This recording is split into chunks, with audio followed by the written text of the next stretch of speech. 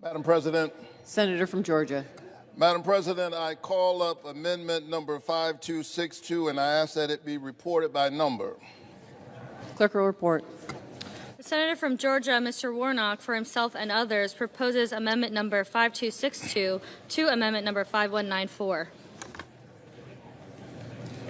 Madam President, I rise on behalf of nearly 4.5 million Americans in 12 states, including 646,000 Georgians, who a decade after the Affordable Care Act became law, still do not have access to affordable health care. They are the working poor. They are being blocked by governors and legislatures, but sadly today they are being betrayed by this body. Now, the bill we're about to pass will rightly strengthen health care access for millions of Americans. But how do we justify doing that while leaving the hardworking families in Georgia who gave us this power in the first place and the other 11 non-expansion states in the cold? My amendment would simply extend the same subsidies to them.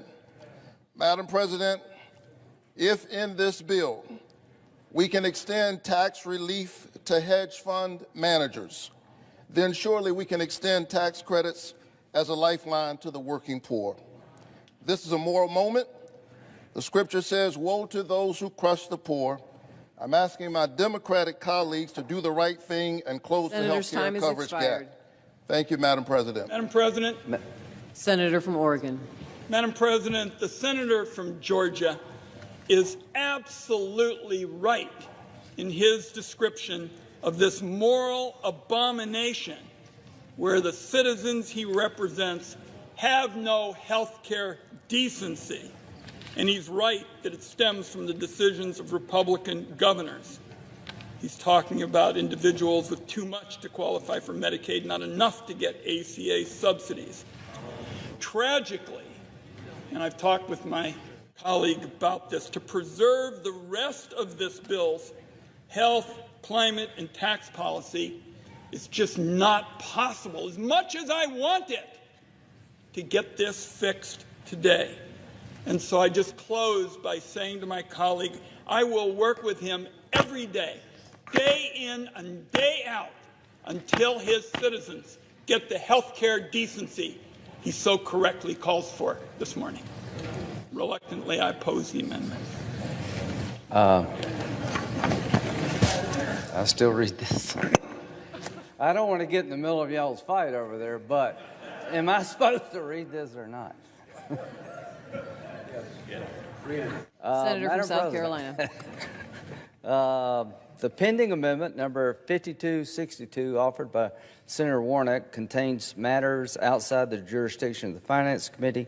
Therefore, the amendment is extraneous, and I raise a point of order against this amendment pursuant to Section 1313B1C of the Congressional Budget Act of 1974. Madam President, pursuant to Section 904 of the Congressional Budget Act of 1974 and the waiver provisions of applicable budget resolutions, I move to waive all applicable sections of that act and applicable budget resolutions for purposes of the pending amendment, and I ask for the yeas and the nays. Is there a sufficient second? There appears to be. Clerk will call the roll.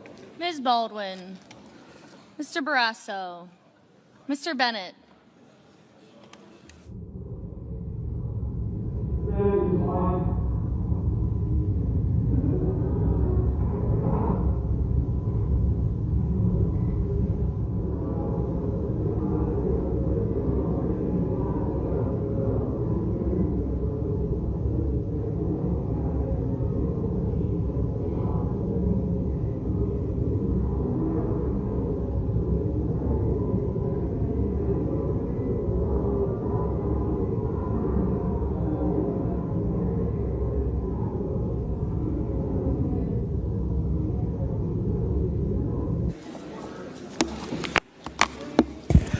On this vote, the yeas are 5, the nays are 94.